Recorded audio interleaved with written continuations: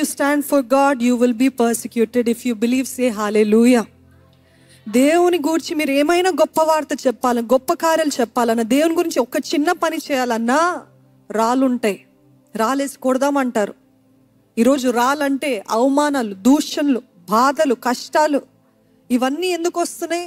యెహోషువ కాలేబునే చంపుదాం అనుకున్నారు. ఆ రోజు దేవుడు జోక్యం చేసుకోకపోయి ఉంటే నిశ్చయంగా వారు చనిపోయి ఉండేవారు. కానీ దేవుని మహిమ, ప్రత్యక్షపు గుడారంలో యెహోవా మహిమ ఇశ్రాయేలీయులకు అందరికీ కనబడేను. రాలేసి కొడదాం అనుకున్నారంట యెహోషువ కాలేబు. ఎందుకు? What wrong did they do? They just said, no we can defeat, no we can fight. మనము చేయగలుగుతాం, మనం పోరాడగలుగుతాము. ఆ జాయింట్స్ ఎంత దేవుని లెక్కలో.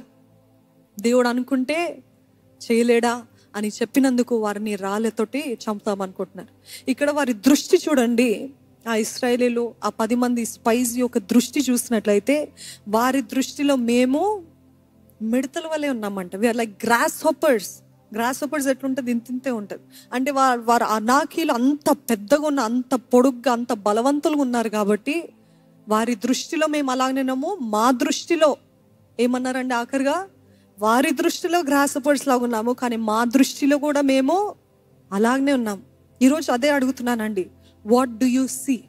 మీ దృష్టిలో మీరు ఎలాగ కనబడుతున్నారు?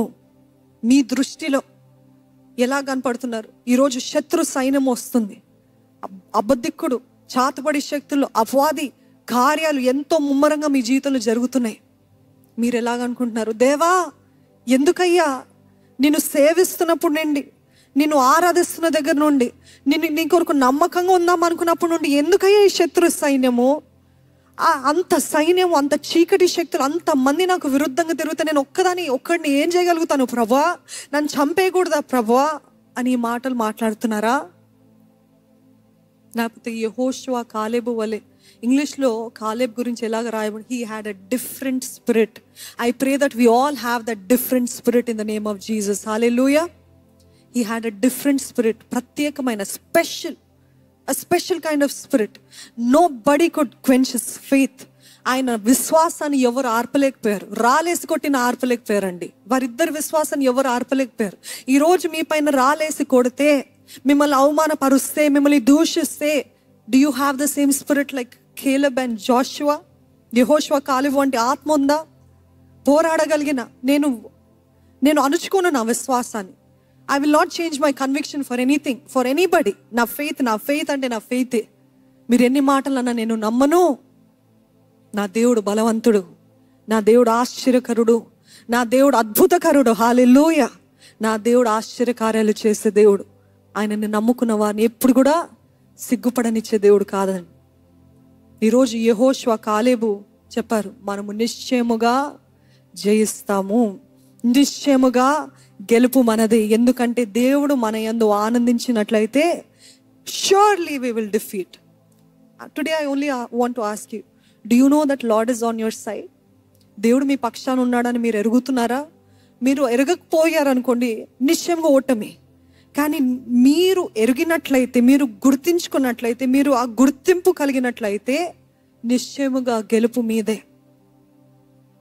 చాలాసార్లు చెప్తూ ఉంటారు కొంతమంది సేవకులు, ఆత్మీయ రంగంలో దురాత్మల చేత పట్టి పీడించబడుతున్న వారు బాగా కనపడుతుందంట. ఎవరు ఆత్మలో, పరిశుద్ధాత్మలో బలవంతులు, ఎవరు పరిశుద్ధాత్మలో వీక్, బాగా తెలుసుకుంటే. కొంతమంది దురాత్మలు పట్టబడిన వారు వస్తూ ఉంటారు. వస్తున్నప్పుడు వారు కనీసము తలెత్తి కూడా చూడరు. భయంగా చేతులంతా కూడా నలుపుకుంటూ ఉంటారు. ఇటు అటు ఎక్కడి నుండి పారిపోదామా అన్నట్టు చూస్తూ ఉంటారు. నేరుగా నన్ను చూసి మాట్లాడమని చూడరు, అస్సలు చూడరు. చాలా భయంగా ఉంటారు, తలొంచుకొనే ఉంటారు. ఎప్పుడైతే ప్రార్థన స్టార్ట్ చేస్తామో ఇంకా స్టార్ట్ అవుతుంది గొడవ, గోల. ఈరోజు దురాత్మలు మిమ్మల్ని చూస్తే ఈజీగా పట్టేయచ్చు, తనని ఈజీగా దాడి చేయొచ్చు అని చెప్పగలుగుతాయా? లేకపోతే హీఈస్ అ స్పిరిచువల్ జాయింట్, తను ఆత్మలో బలవంతురాలు, తనని అంత ఈజీ ఓడించలేము, అమ్మో తను అడుగు పెడితే మనం ఇక్కడ ఉండకూడదు అని పారిపోతున్నాయండి. నిజంగా అటువంటి ఆత్మలో బలవంతులుగా ఉండాలని ఎంతమందికి ఆశ ఉంది? నాకైతే చాలా ఉందండి. ఆశ ఉన్నవారు బిగ్గరగా హల్లెలూయా చెప్తారా? అందుకనే అడుగు పెట్టిన స్థలము మీరు స్వతంత్రించుకుంటారంటే, మీరు అడుగు పెడితే చాలు దురాత్మలు, చీకటి శక్తులు, వాయుమండలు, అధిపతులు అన్నీ కూడా పారిపోవాల్సింది. ఒక గొప్ప దైవజనుని గురించి ఒక మాంత్రికుడు ఇచ్చిన సాక్ష్యం ఏంటి తెలుసా అండి? తాను ఎప్పుడైతే అడుగు పెట్టాడో ఆ స్థలమంతా కూడా ఎంత శక్తి, దేవుని శక్తితోటి నింపబడ్డదంటే వారి కొలీగ్స్ అందరినీ కూడా పారిపోమని చెప్పాడంట. పారిపో, ఎందుకంటే ఆ శక్తి, ఆ పరిశుద్ధాత్మ ప్రభావం ఆ స్థలములో 21 రోజులు ఉంటే, ఆ 21 రోజుల వరకు మనం ఆ దరిదాపుల్లో వస్తే మనము కాల్చివేయబడతాం. అది గొప్ప దైవజనుకున్న శక్తి. అదే శక్తి దేవుడు ఈరోజు మనలో ఉంచాడు. హల్లెలూయా. ఈరోజు మనలో నిజంగా ఆ పరిశుద్ధాత్మ శక్తిని ప్రతిరోజు కోరుకున్నట్లయితే అడుగుపెట్టిన స్థలమంతా కూడా ప్రభావితంగా మార్చబడుతుంది. అడుగుపెట్టిన స్థలమంతా కూడా full of power and light and manifestation of the spirit and the glory of God will show from your life. మీ జీవితం బట్టి మీరు దురాత్మలు చూసి పారిపోవడం కాదండి, మనము దురాత్మలు చూసి భయపడటం కాదు, కానీ మనల్ని చూసి అవి పారిపోవాలి. అట్టి రీతిగా దేవుడు చేస్తాడు. ఎప్పుడు? See in the supernatural realm. Ask, దేవా పరిశుద్ధాత్మ శక్తితోటి నన్ను నింపుతూ ఉండయ్యా. ఉపవాస ప్రార్థనలు నింపబడ్డాను ఇంకా చాలు కాదు, ప్రతిరోజు నన్ను నింపు. నా గిన్నె నిండి పొరలింపజేయి. నా తలని నూనెతో అంటితివి. నూనెతో అంటే పరిశుద్ధాత్మతోటి నన్ను అంటితివి అంటావు. అది మటుకి చాలదు, అంటబడ్డారు, అది మటుకి చాలదు, కానీ నా గిన్నె నిండి పొరలింపజేయి. యెహోషువ, కాలేబు ఆత్మీయ నేత్రాలతో చూశారు. సూపర్ న్యాచురల్ సైట్, ఆత్మీయ నేత్రాలతో చూశారు కాబట్టి వారి దేవుడు ఎంత బలవంతుడో తెలుసుకోగలిగారు. న్యాచురల్ ఐస్ తోటి ఆ 10 మంది చూస్తారు. న్యాచురల్ ఐస్ తోటి ఆ ఇజ్రాయలైట్స్ అందరు కూడా చూస్తారు. అందుకనే ఏడుపు, ఓటమి, బాధ, వేదన. ఈరోజు మరలా చెప్తున్నానండి, ఈ వెలిచూపులు బట్టి చూస్తే మన జీవితంలో నిశ్చయంగా ఓటమే. ఆత్మీయ నేత్రాలతో చూడండి, ఆత్మీయ నేత్రాలతోటి తెలుసుకోండి. విచేక్షణ జ్ఞానము నాకు దయచి ఆత్మ వరాల్లో ఒక వరము discerning spirit, the spirit of discernment. ఎవరు ఎటువంటి వారు, ఎవరు ఏ ఆత్మతోటి పనిచేస్తున్నారు, అది దురాత్మనా పరిశుద్ధాత్మనా ఎలాగ తెలుసుకుంటారు? విచేక్షణ జ్ఞానము, the discernment of the spirit.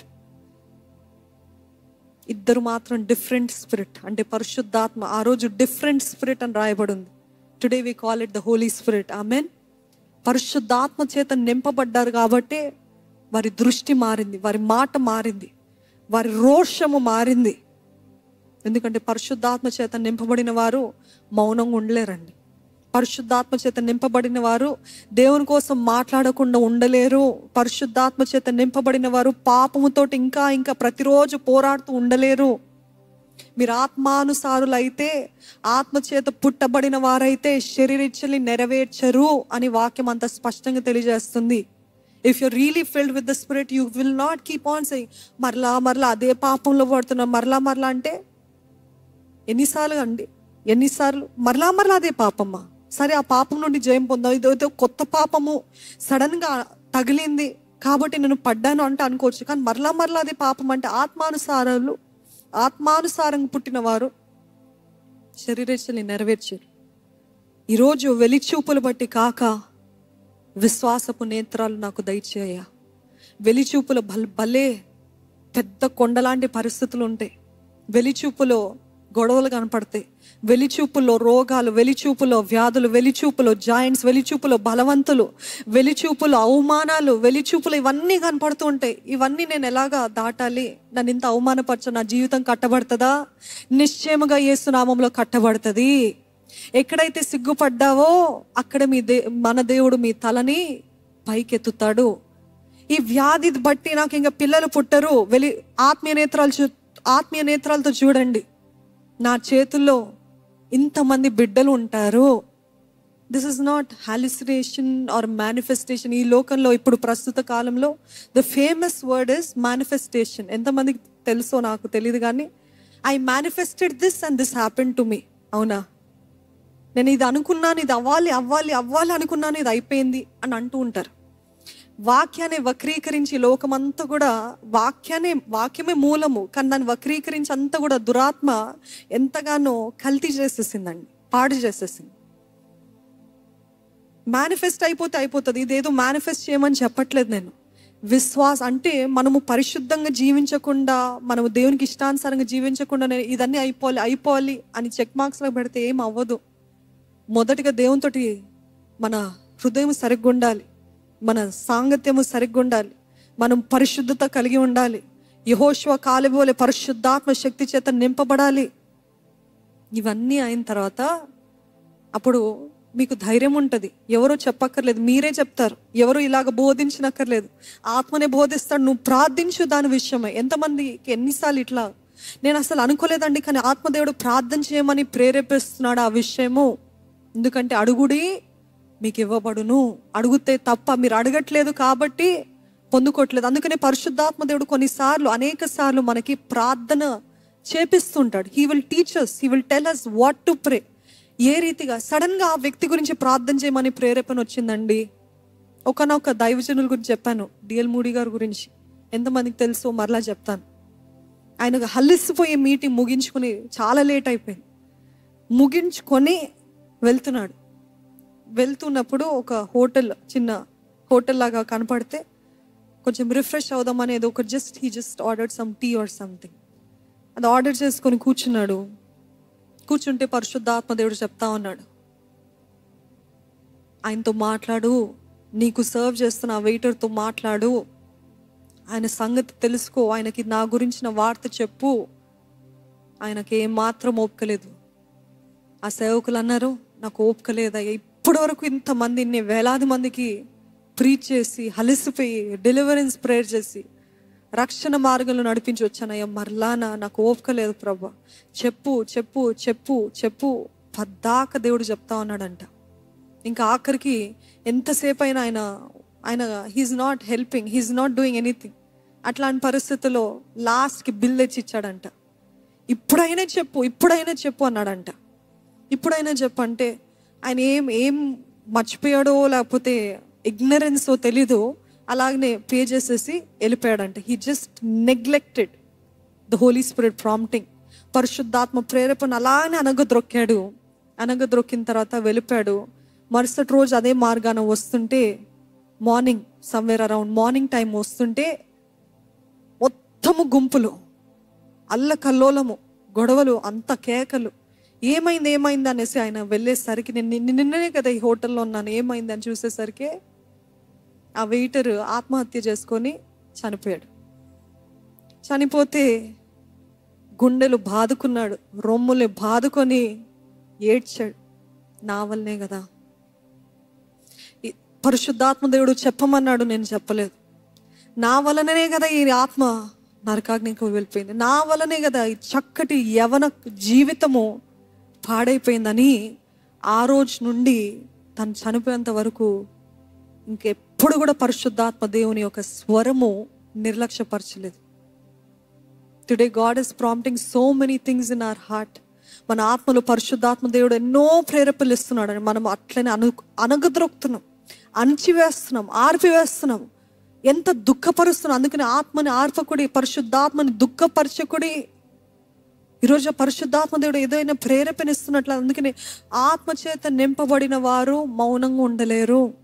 ఆత్మచేత నింపబడిన వారు దేవుని కొరకు ఏది చేయకుండా ఉండలేరు. ఆ తపన, వైరాగ్యము, ఆశ, ఆ burning, I need to do something for God. No matter they throw stones at me, no matter they insult me, no matter everything is taken away from me, I need to speak about Jesus అనే ఆ తపన ఉంటుంది. ఈరోజు ఆ తపన ఉందా? మీ colleagues మధ్యలో, మీ ఆఫీస్లో, మీ కాలేజెస్లో, మీరు ఎక్కడున్నా ఆ తపన ఉందా? ఆ తపనను బట్టే, ఆ వైరాగ్యాన్ని బట్టే దేవుడు మిమ్మల్ని బలంగా వాడుకుంటాడని.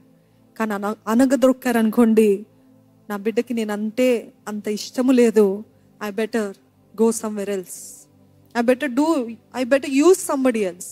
ఎవరైనా వాడుకుంటా, వైరాగ్యం కలిగిన వారిని. ఆత్మీయ నేత్రాలు, ఈరోజు ఆత్మీయ నేత్రాలు అడగండి, దేవా నా ఆత్మీయ నేత్రాలు తెరవయ్యా. ఎంతో భారంగా ఉందండి.